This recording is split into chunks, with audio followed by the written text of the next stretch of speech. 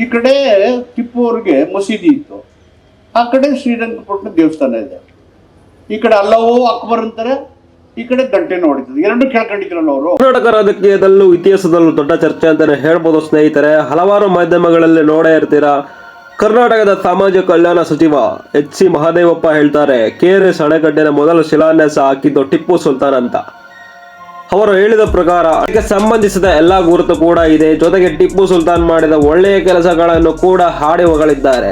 ದೇವದಾಸಿ ಪದ್ಧತಿ ನಿಲ್ಲಿಸಿದರು, ಮಹಿಳೆಯರ ಗೌರವ ಹೆಚ್ಚಿಸಿದರು, ರೇಷ್ಮೆ ಬೆಳೆ ಪರಿಚಯ, ಬ್ರಿಟಿಷರ ವಿರುದ್ಧ ಹೋರಾಡಿದ್ದು, ಹೇಳಿದ್ದೆಲ್ಲ ಸರಿ ಅಂತ ಒಪ್ಕೊಳ್ಳೋಣ. ಆದರೆ KRS ಅಣೆಕಟ್ಟಿನ ಮೊದಲ ಶಿಲಾನ್ಯಾಸ ಹಾಕಿದ್ದು ಟಿಪ್ಪು ಸುಲ್ತಾನ್ ಅಂತ ನಾಲಿಗೆಯನ್ನ ಹರಿಬಿಡ್ತಾರೆ ಸ್ನೇಹಿತರೆ.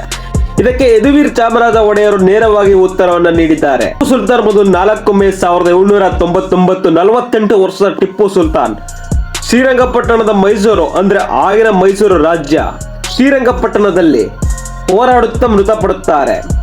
ಮಂಡ್ಯ ಜಿಲ್ಲೆಯ ಕರ್ನಾಟಕದಲ್ಲಿರುವ ಕಾವೇರಿ ನದಿ KRS ಅಣೆಕಟ್ಟು 1911ರಲ್ಲಿ ಪ್ರಾರಂಭವಾಯಿತು.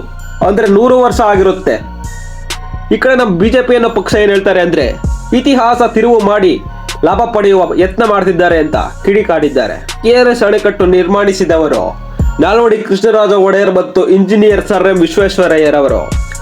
ಹಣದ ಕೊರತೆ ಬಂದಾಗ ಒಡೆಯರ್ ಕುಟುಂಬ ತಮ್ಮ ಆಭರಣಗಳನ್ನು ಮಾರಿ ಸಹಾಯ ಮಾಡಿದ್ದಾರೆ ಎಂದು ವಿಪಕ್ಷಗಳು ಕ್ಯಾಕರಿಸಿ ಹೋಗಿದ್ದಾರೆ. ಇತಿಹಾಸ ನಿಜವಾದ ಮಾಹಿತಿ ಏನೆಂದರೆ KRS ಅಣೆಕಟ್ಟು ನಿರ್ಮಾಣ 1911 ವರ್ಷ ಆಗಿರುತ್ತೆ. KRS ಅಣೆಕಟ್ಟು ನಿರ್ಮಾಣ ಪೂರ್ತಿ ಆಗಿದ್ದು 1932. ಶಿಲಾನ್ಯಾಸ 1911 ನವೆಂಬರ್ 11. ಇತರ ಮನೋರಂಜನೆ ವಿಡಿಯೋಗಳಿಗಾಗಿ ಈ ಒಂದು ಅಕೌಂಟ್ ಸಬ್ಸ್ಕ್ರೈಬ್ ಮಾಡಿ ಇಟ್ಕೊಳ್ಳಿ. ಮುಂದಿನ ವಿಡಿಯೋದಲ್ಲಿ ಸಿಗೋಣ. Thanks for watching.